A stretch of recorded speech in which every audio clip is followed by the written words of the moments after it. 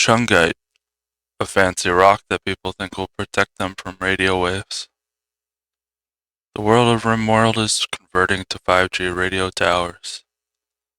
Today, 3 brave colonists have taken up arms against the world to prevent the spread of this horrific blight. The game became concerned with our lifestyle choice and sent a negotiator named Randy to see if we're doing okay.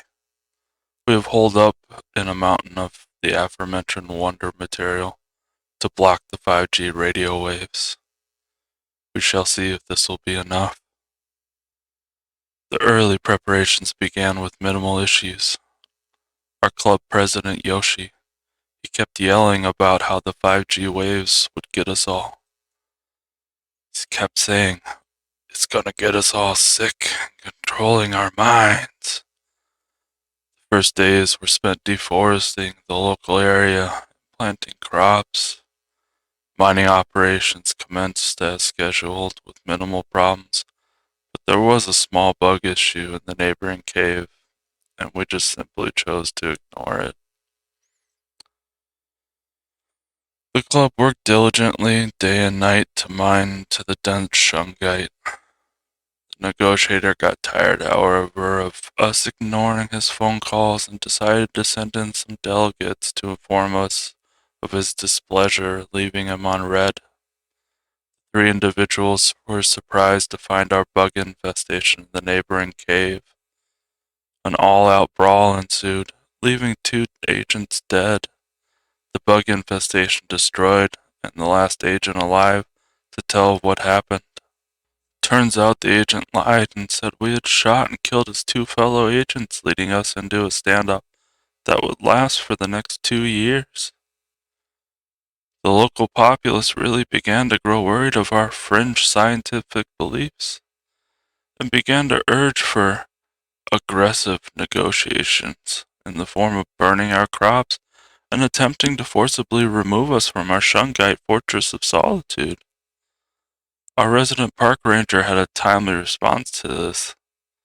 Thanks to her skills in growing special herbs in her younger years, she was able to scrap together a working hydroponic system made out of metal lying around.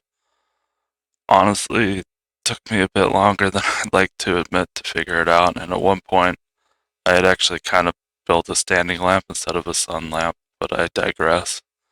The continued burning of our crops would not yield any results from the terrorists. We would hold strong from inside of our hold. Some may consider this a form of immurement, but that is a small price to pay if it means being saved from that damn 5G. Our group members were content in their hold, but the government had new plans for them. A new 5G tower would be erected near the fortress, killing all nearby plant life. This could not stand, and Yoshi declared that we could not allow them to build these infernal machines on our turf. So a turf war ensued between the club members and the 5G towers. However, the Shungite warriors were not aware that the government had enlisted the help of Skynet to help protect their assets. The first tower was a difficult battle, resulting in multiple wounds, but the robots were not prepared for our sheer human grit. Skynet would try 2 more times, but the Shungite warriors would prevail each time.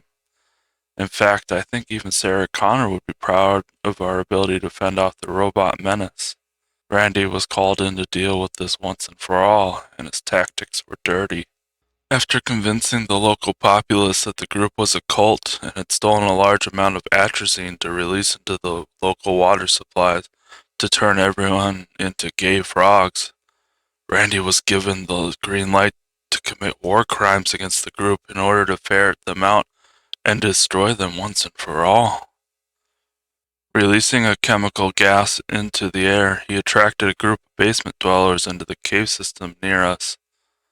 But leaving them cut off from dealing with the threat early, the basement dwellers reproduced like rabbits and created a formidable force that still had to be dealt with. So Yoshi did the only thing he could think of: send someone out to trick them into going through the dumb defensive maze.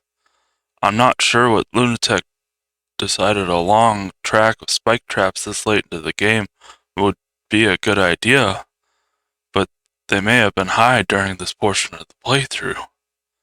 After a casualty and many dead bugs, the basement dwellers were dealt with, and they were allowed a brief respite. Randy is a persistent bastard, though, and pulled his trump card.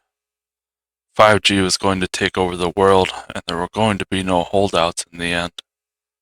During the construction of our cave system, my poor decision-making skills led me to make dumb assumptions. You know what happens when you assume, right?